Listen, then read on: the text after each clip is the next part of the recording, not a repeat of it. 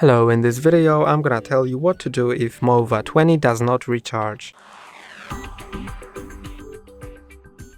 If your MOVA E20 doesn't recharge, that may be because the charging dock is not receiving power, so you need to make sure that both sides of the cable are plugged into the dock correctly. So the one into the dock and the other one into the wall. Or it may be because the charging contacts are dirty.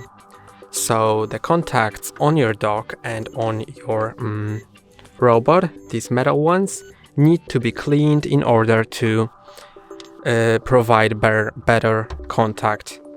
And that's all for today. Don't forget to like and subscribe. See you next time.